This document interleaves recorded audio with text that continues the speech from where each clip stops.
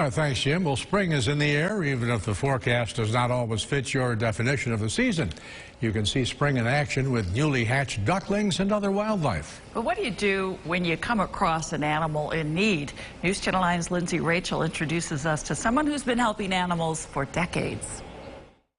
So we have others out there, but this one is so small. Cindy Page has been taking care of animals all her life. Years ago when I was a little girl, I'd be the one in the neighborhood that if there was a little bunny that was hurt or seemed to need help, or a little bird, I ended up with it. He's pretty much full grown. Becoming a wildlife rehabilitator was second nature for Paige. She's cared for flying squirrels, gyrfalcons, and great horned owls, to name a few.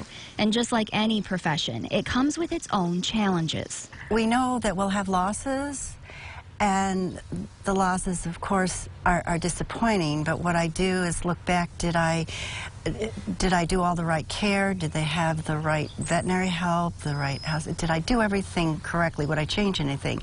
And if the answer is no, you've got to let it go. Does it give you any kind of satisfaction to release something back into the wild? Yes, and we're going to do that today. Her backyard, the meadow as she calls it, is the perfect place for wildlife to take off on their second chance. Now this is the rabbit that was badly injured by a cat, and it's recovered fully.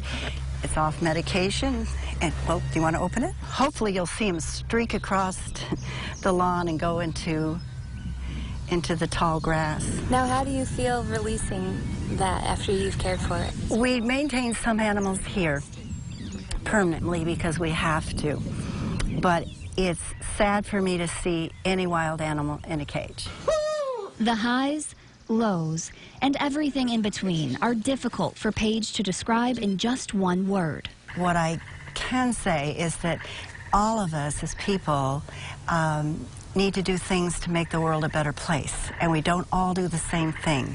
And this is our niche, that we have developed the expertise and the ability to do a really good job with helping wild animals. In Manlius, Lindsay Rachel, News Channel 9. Well, listening to the experts is something Paige wants you to remember. If you do come across an animal that may be injured, resist the urge to pick up the animal and bring it to her, observe it first, and then call a professional.